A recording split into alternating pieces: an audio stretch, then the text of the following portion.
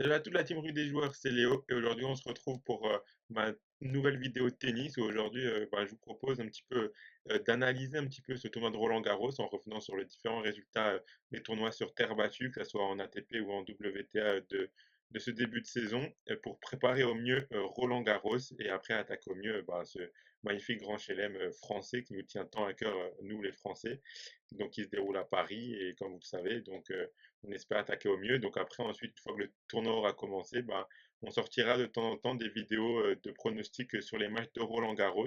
Mais on pensait que faire un petit peu un guide, si je peux dire comme ça, vraiment pour préparer au mieux ce tournoi, c'était une bonne chose à faire pour revenir sur ce début de saison de terre battue. Donc je vous propose de faire tournoi après tournoi. Donc on peut commencer donc par le premier tournoi de terre battue qui a eu lieu, donc Monte-Carlo, qui s'est déroulé du 11 avril au 17 avril. Donc on a eu Tsitsipas qui a remporté ce tournoi, le grec, en battant en finale Fokina 6-3, 7-6.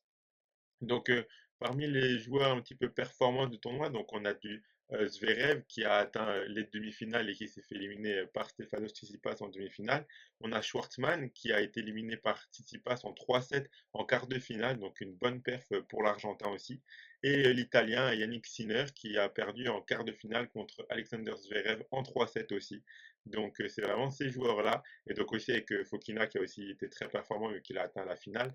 Mais donc, c'est vraiment ces joueurs-là qui sont sortis du lot de ce tournoi de Monte-Carlo. À noter que c'était un tournoi où il y a eu pas mal de vent, pas mal de joueurs, et notamment sur les services, ils ont pas mal été gênés à cause du vent, notamment Carlos Alcaraz, qui n'a pas fait vraiment ses perfs habituels, et notamment à cause du vent. Donc, c'était quand même un critère à prendre en compte. Tout le long du tournoi, il y a eu pas mal de vent. Mais donc, c'est ces joueurs-là qui sont sortis du lot, qui ont vraiment fait un bon tournoi. Parmi les joueurs surprenants, j'ai noté Davidovich Fokina, qui a atteint la finale, donc qui n'était pas forcément attendu jusqu'à ce stade-là. Et donc, il a tenu tête à Tsitsipas en finale et il a éliminé de sacrés adversaires. Donc, franchement, une bonne performance pour lui. Et aussi Dimitrov, qui a été jusqu'en demi-finale, vu qu'il a perdu en demi-finale contre Davidovich Fokina. Mais donc, Dimitrov qui a aussi atteint, lui, les demi-finales. Donc, franchement, deux joueurs qui sont allés dans le dernier carré où on ne s'attendait pas forcément à retrouver eux au bout de ce tournoi. Parmi les déceptions un peu de ce tournoi, donc on a Novak Djokovic qui a perdu au deuxième tour contre Fokina. Donc on s'attendait peut-être à Djokovic qu'il aille un peu plus loin. On sait que surtout à Belgrade, ça a été galère, même s'il a atteint la finale, il a perdu contre Rublev en finale. C'était son début de saison sur terre. Il revenait un petit peu après n'avoir pas joué pendant pas mal de mois. C'était des débuts assez timides et assez déçus de ses performances. Carlos Alcaraz aussi, comme je l'ai dit, il a pas mal été gêné à cause du vent et donc il a fait des performances vraiment en dessous de son niveau habituel vu qu'il a perdu au deuxième tour contre Corda. Corda qui est un bon joueur sur terre, mais on s'attendait peut-être d'Alcaraz qu'il aille un peu plus loin. Peut-être qu'après ces magnifiques tournois sur dur, là aux États-Unis, là il a eu un petit peu un cran d'arrêt. Et Casper Ruud aussi, qui a perdu en huitième de finale contre Dimitrov. Donc on attendait peut-être de lui aussi qu'il aille un peu plus loin quand on connaît son niveau sur terre battue. Voilà un petit peu un débrief du coup du tournoi de Monte-Carlo. Donc ensuite on a enchaîné sur le tournoi de Madrid, donc du 2 mai au 8 mai, donc qui a été remporté par Carlos Alcaraz, une magnifique victoire dans ce Masters 1000 de Madrid. Parmi les joueurs performants, on retrouve toujours Zverev et Tsitsipas qui sont allés en demi-finale, qui se sont joués en demi-finale. Et Alcaraz a affronté Zverev en finale et l'a battu 6-3, 6-1, donc une victoire assez facile d'Alcaraz durant la finale. Et du coup, il a battu aussi Djokovic, parce que Djokovic, après son tournoi de Monte-Carlo raté, il s'est bien rattrapé à Madrid, où il a atteint les demi-finales, et il a perdu contre Carlos Alcaraz en demi-finale. C'était vraiment une bonne performance pour Djokovic. On a retrouvé un très très bon Novak. À noter que dans ce tournoi-là, Carlos Alcaraz a quand même fait la performance de battre Nadal en quart de finale, et ensuite Djokovic en demi-finale. Donc il a battu les deux monstres du tennis, les deux sur terre battue dans le même tournoi, l'un après l'autre. Donc c'était vraiment une performance incroyable. Et franchement, Carlos Alcaraz, il a fait un tournoi chez lui en Espagne qui était monstrueux. Donc parmi les joueurs surprenants, j'ai noté Nadal, il a quand même atteint les quarts de finale où il a perdu contre Alcaraz. Donc on a aussi retrouvé dans ce tournoi-là un bon Nadal sur terre et c'était pas mal prometteur. Donc on a aussi Urkaz qui a atteint les quarts de finale et qui a perdu en quart contre Novak Djokovic. Donc c'est une bonne performance pour lui, il a fait un bon tournoi. On a Roublev qui a perdu en quart contre Tsitsipas et on a Félix Auger-Aliassime qui a perdu en quart de finale contre Zverev. Donc c'était vraiment ces joueurs-là qui ont été pas mal surprenants et qui ont fait notamment un très bon tournoi et se sont bien préparés dans cette saison de terre battue. Et parmi les déceptions, bah, on retrouve Schwartzmann qui, après un bon tournoi à Monte-Carlo, bah, là, il s'est un peu écroulé. Il a perdu au deuxième tour contre Dimitrov. Donc, on s'attendait peut-être de lui un meilleur tournoi. On connaît son niveau sur terre battue. Et après, Casper Ruud, bah, un petit peu à l'image de Monte-Carlo, là, il perd au deuxième tour, donc contre encore un cran avant, donc contre Lajovic. Donc, Casper Ruud qui a vraiment, vraiment galéré à trouver des bonnes sensations dans ce début de saison de terre battue. Et il a vraiment un manque de confiance énorme. Donc, c'était assez décevant de sa part. Donc voilà pour Madrid. Ensuite, on a enchaîné donc sur l'ATP donc de Rome, le Master 1000 de Rome du 9 mai au 15 mai, qui a été remporté par Djokovic en finale contre Tsitsipas. Donc Novak l'a remporté 6-0, 7-6 dans une finale qu'il a maîtrisée un peu à l'image du tournoi qu'il a maîtrisé de A à Z. À noter que Carlos Alcaraz avait déclaré forfait pour ce tournoi, il ne s'est pas inscrit car il préférait se reposer après l'énorme performance qu'il a fait à Madrid. Il préférait prendre un peu de repos, bien se préparer pour attaquer Roland Garros le plus frais possible. Donc c'était un peu la chance de Djokovic, vu qu'il n'avait pas Alcaraz dans les pattes. Et ben, il en a profité pour remporter ce tournoi et faire le plein de confiance juste avant Roland Garros. Donc on retrouve un très bon Novak qui sera énormément à surveiller dans ce Roland Garros. Donc parmi les joueurs performants, bah, toujours un petit peu les mêmes, Zverev et Tsitsipas, qui se sont à nouveau affrontés en demi-finale. Donc sur ce début de saison de terre battue, on a quand même eu trois demi-finales Tsitsipas-Zverev. Donc la première à Monte-Carlo qui a été remportée par Tsitsipas, la deuxième à Madrid a été remportée par Zverev, et la troisième à Rome a été remportée par Tsitsipas. À chaque fois, on a eu des demi-finales serrées en 3-7. Donc franchement, c'est des joueurs qui, bah, là, qui se sont affrontés trois fois en trois tournois en demi-finale. Donc ils ont tous les deux fait une bonne préparation et qui vont attaquer Roland Garros au mieux possible. Et on a aussi Casper Ruud qui cette fois-ci, après deux désillusions, a fait un bon tournoi. Vu que bah, il est allé en demi-finale, il a perdu contre Djokovic en demi-finale, mais donc il a fait un très bon tournoi, il a pu reprendre de la confiance, et donc c'est très bien pour lui car on sait que sur terre battue, il peut vraiment être impitoyable. Pardon. Parmi les joueurs un petit peu surprenants, bah, Yannick Sinner chez lui en Italie, qui a fait un bon tournoi. Il a atteint les quarts de finale où il a perdu contre Stefanos Tsitsipas. On a Garin qui a perdu en quart de finale contre Alexander Zverev, mais qui lui aussi a fait un bon tournoi et a surpris un peu tout le monde. Et toujours Félix Auger-Aliassime qui, après sa bonne performance à Madrid, refait une bonne performance à Rome, où il fait quart de finale et il perd contre Novak Djokovic en quart de finale. Donc il enchaîne deux quarts de finale en deux tournois. Donc il se prépare au mieux pour Roland Garros aussi, donc c'est parfait pour ce jeune Canadien. Parmi les déceptions, bah, on peut retrouver Nadal qui, franchement, à Rome, n'a vraiment pas été bon. Il a eu une blessure au pied qui l'a fait perdre le match contre Chapovalov, pardon. Donc, il a perdu en huitième de finale contre Chapovalov. Donc, la blessure, toujours qui tient depuis les tournois aux États-Unis. Donc, à voir comment il va venir à Roland Garros. On sait qu'il est parti parce qu'il est actuellement à Paris, donc il sera dans le tournoi, mais à voir son niveau physique, c'est vraiment ça qui va être déterminant pour lui. Et on a Schwartzmann qui continue sa méforme en perdant au deuxième tour contre Giron, un lucky loser.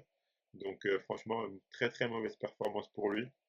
Donc à voir comment il va attaquer Roland Garros, mais en tout cas, il fait vraiment pas une bonne préparation, que ce soit sur le plan physique, vu qu'il n'a pas vraiment du coup enchaîné les matchs et les matchs compliqués, et surtout mental, vu qu'il perd vraiment assez tôt dans les tournois, à des stades où on s'attendait vraiment pas de lui. Donc ensuite, si on passe du coup au tournoi féminin, donc en WTA, donc pour le tournoi de Madrid, ben, il a été remporté par Ons Jabeur, qui a gagné pardon, contre Pegula donc en finale, donc en gagnant 7-5, ensuite en perdant 0-6 le deuxième set et en gagnant 6-2 le troisième set. Donc elle a eu un moment de creux dans la finale, le deuxième set, où elle a pris une bulle, mais elle s'est bien relevée pour remporter le match au troisième set. Donc parmi les joueuses performantes, donc on a eu du Pegula qui a atteint la demi-finale, enfin qui a atteint la finale, pardon, même contre Jabber. Et on a Teichmann qui a atteint, elle, la demi-finale et qui a perdu contre Pegula en demi-finale. Et Alexandrova qui a perdu contre Jabber en demi-finale. Donc c'est vraiment ce quatuor-là qui a dominé le tournoi de Madrid et qui a fait vraiment des bonnes performances. Ensuite, parmi les joueuses un peu surprenantes, donc on a Anisimova qui a atteint les quarts de finale et qui a perdu contre Alexandrova en quart de finale. Et on a Soribes Tormo qui a atteint les quarts de finale et qui a perdu contre Pegula. Donc vraiment deux joueuses qui ont fait un très très bon tournoi de Madrid et Sorribes Tormo qui était la dernière espagnole en lice et qui avait le public pour elle. Et donc franchement, c'était vraiment deux joueuses qui ont été très surprenantes et qui se sont bien préparées pour ce début de saison sur terre battue. Et parmi les déceptions, on a Bencic qui a perdu en huitième de finale contre Ons Jabeur. Donc Jabeur qui était pas forcément favorite, mais qui a gagné un petit peu qui a fait son tournoi, a développé un beau tennis et qui a éliminé des adversaires. On s'attendait d'être un petit peu mieux d'elle, donc comme Bencic par exemple. On a aussi Alep qui a perdu contre Jabeur en quart de finale. Donc voilà, et Jabeur qui a éliminé Alep et enfin qui a éliminé Bencic et ensuite Alep. Donc deux joueuses qui ont été assez décevantes et on a surtout Paula Badosa, pardon, et, qui a perdu au deuxième tour contre Simona Alep. Donc on s'attendait un petit peu mieux de l'Espagnol, surtout à domicile. Après on a vu qu'elle avait une blessure qui lui a vraiment détruit le match, mais bon on verra juste après qu'à Rome c'était pas forcément mieux. Donc à voir si elle est toujours blessée, à voir son état physique aussi à Roland Garros, c'est ça qui déterminera son tournoi. Donc, si on passe au tournoi de Rome WTA, donc, qui a été remporté par Swiatek, qui a battu 11 Jabber en finale, donc 6-2, 6-2. Donc, au-delà de l'énorme performance de Swiatek tout le long du tournoi, on note aussi que Jabber a gagné Madrid et ensuite elle a atteint la finale de Rome. Donc, Jabber qui va arriver vraiment en forme et en confiance à Roland Garros. Donc, attention à elle. Bon, on a vraiment Swiatek qui a été au-dessus du lot. Parmi les joueuses aussi performantes, du coup, comme je l'ai dit, Jabber qui a atteint la finale après avoir gagné le tournoi de Madrid. On a Sabalenka qui a atteint les demi-finales sur terre battue, qui a fait un très bon tournoi et qui a perdu en demi-finale contre Swiatek. Et Kasatkina qui a perdu en demi-finale contre Jabber, mais qui a aussi fait un très très bon tournoi après avoir fait un bon tournoi déjà à Madrid. Donc ensuite, dans les joueuses un peu surprenantes, toujours Anisimova, qui a fait un quart de finale et qui a perdu contre Sabalenka, mais donc on peut voir qu'elle fait deux fois quart de finale à Madrid et à Rome, donc elle aussi elle vient avec le plein de confiance physique et morale. Donc franchement, c'est très très bien pour elle, elle se prépare au mieux. Et on a aussi Andreescu, qui a pas mal été surprenante et qui a perdu en quart de finale contre Swiatek, mais qui a fait un très très bon tournoi, qui va arriver en forme et déterminé à Roland Garros. Donc attention à elle, car on sait que elle peut vraiment proposer un très très bon tennis. Parmi les déceptions, on peut avoir Sakari, on s'attendait peut-être mieux d'elle, même si elle a quand même fait une bonne performance en atteignant les quarts de finale et en perdant contre Jabber. Toujours Badosa, comme je l'ai dit avant, cette fois-ci elle a perdu au deuxième tour non, en huitième de finale pardon, contre Kasatkina, mais dans un match vraiment une parodie de tennis où Kasatkina qui a fait une bonne performance en ramenant toutes les balles et Badosa qui a jamais réussi à trouver la faille en vraiment prenant le dessus dans les échanges. Et Simona Alep qui, elle, a perdu au deuxième tour contre Collins, donc on s'attendait peut-être un petit peu mieux d'elle. On s'attendait peut-être un petit peu mieux d'elle, donc franchement un tournoi vraiment pas très très bon. À voir du coup comment ces joueuses vont attaquer Roland Garros. Donc pour un petit peu avoir quelques infos donc, sur Roland Garros et faire un petit bilan de ça, donc pour les hommes, pour Roland Garros ATP, donc il y a vraiment un lot, en tout cas un quatuor de joueurs à suivre. On pourra rajouter un cinquième dedans, mais donc c'est vraiment Carlos Alcaraz, Rafael Nadal, Novak Djokovic et Stefano Tsitsipas. On peut rajouter Alexander Zverev dedans aussi. Donc c'est vraiment eux les principaux, les favoris logiques entre guillemets quand on voit les préparations. Après Nadal, ça va dépendre du coup, comme je l'ai dit, de son physique. Il faudra voir sur les premiers matchs s'il est blessé. Vu qu'on sait que Roland Garros, c'est un grand GLM, donc des matchs plus longs. Donc à voir si dans la durée il va réussir à tenir ou si sa blessure va refaire surface. Djokovic, vraiment attention à lui. Il s'est vraiment énormément bien préparé. On a retrouvé le Novak des grands jours. Carlos Alcaraz, donc, fait vraiment des performances incroyables, qui a esquivé le droit de Rome pour se préparer au mieux. Donc il va arriver avec le public derrière lui, la confiance. Il est aussi très jeune, donc il a l'énergie. Donc vraiment attention à lui. Et ensuite, Tsitsipas et Zverev qui ont atteint les demi-finales dans les trois tournois de préparation sur terre battue. Donc ils vont aussi arriver avec le plein de confiance et donc ils vont être aussi très dangereux et ils peuvent tirer leur épingle du jeu.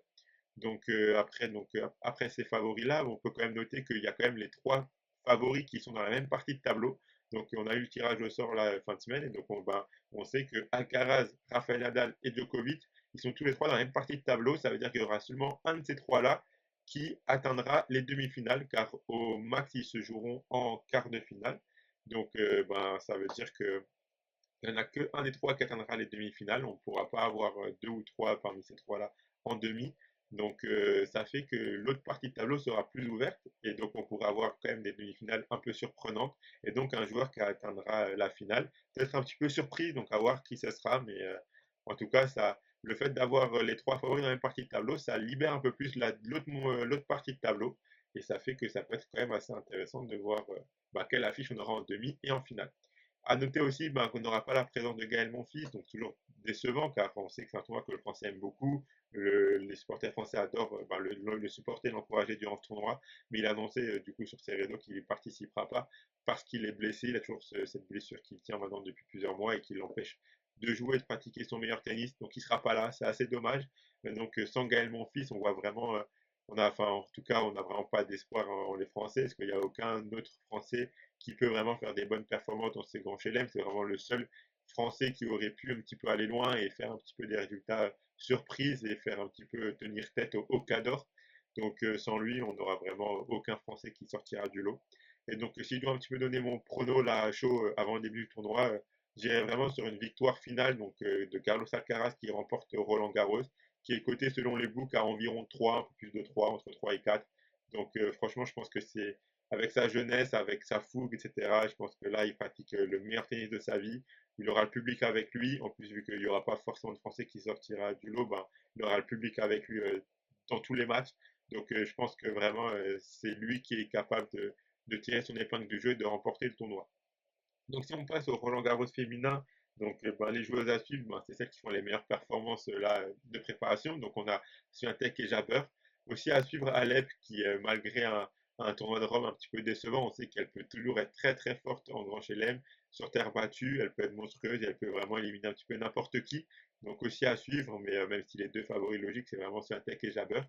Donc on peut noter aussi qu'on a une joueuse qui est vraiment au-dessus des autres, Swiatek, qui est sur plus de 20 victoires d'affilée, qui est vraiment monstrueuse et qui, dans les matchs, elle est vraiment dominante et les joueuses en face ont vraiment la peur de gagner, la peur de jouer contre elle. C'est vraiment impressionnant. Donc elle est vraiment un cran au-dessus. Mais à noter quelques jeunes qui peuvent un petit peu surprendre. Moi j'habite à Strasbourg, donc je suis allé voir un petit peu là les internationaux de Strasbourg cette semaine. Donc il y a un tournoi WTA 250 une semaine juste avant Roland Garros où il y a pas mal de joueuses qui aiment y venir pour justement se préparer au mieux avant d'attaquer Roland Garros la semaine d'après.